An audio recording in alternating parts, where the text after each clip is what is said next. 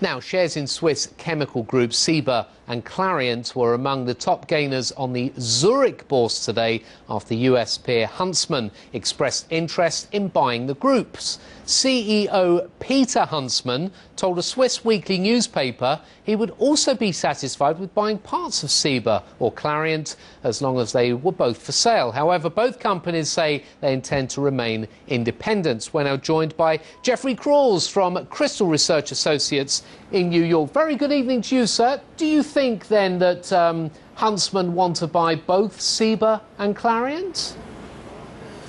Oh, I think that Huntsman is definitely interested in looking at which one would be a better fit. Of course, they already have good experience with Ciba, having bought their textiles business last year for about $325 million and successfully integrated that. Clariant has been very adamant that it wants to remain independent. It's very bold, though, isn't it, Jeffrey? Do you think that Peter Huntsman is firing the first warning shot? Oh, I think Peter Huntsman is definitely firing a warning shot and letting both companies know that, he's interested in parts of their businesses or their businesses as an entirety. I would keep in mind that the operations already of Huntsman, 75 different operations in 24 different countries. This year, revenue is over $15 billion. It's a very powerful organization. Clariant has been focused on trying to streamline its business due to its recent profitability slump and difficulties with rising raw material costs and competition from Asia. Ciba has done a great job cutting the jobs, announcing 2,500 job cuts and doubling its profitability, but Huntsman definitely is on the prowl. Do you think the sector is ripe for consolidation? I mean, we'll use Europe as our example. It's only in the last few days that we've heard a Dutch company, AkzoNobel, want to buy the British firm ICI. Right.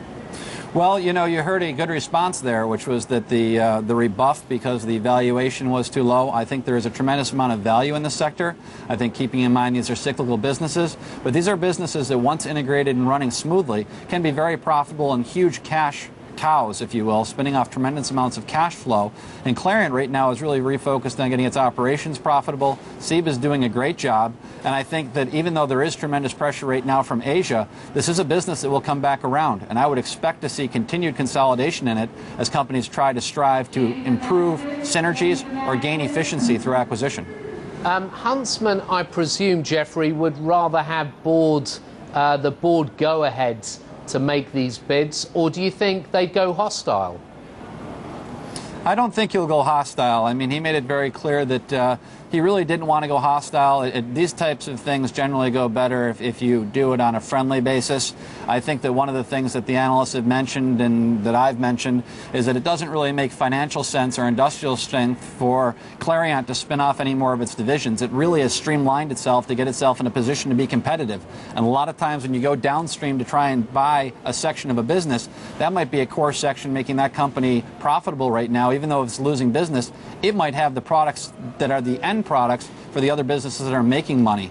So I think Huntsman is going to have to be very careful how he treads. I don't think he'll try and go hostile on either of these companies, but there's obviously other pickings available in Europe and the United States for that matter. Sure, and one of the speculators' favourite stories of not that long ago, German company Lanxess and Clariant. So if Huntsman do open up the gates, so to speak, there'll be plenty of others out there that will be interested in buying these two companies as well. Absolutely. I think both these companies are, they may want to remain independent, but, dollars will speak louder than their desires to remain independent. And I think we will continue to see tremendous amounts of consolidation in the sector as the sector tries to get more efficient with the rising raw material costs, the rising cost of oil, and the pressure from Asia that we're seeing. Nice to talk to you, Jeffrey. Thanks a lot for your time. That's Jeffrey Kraws from Crystal Research Associates.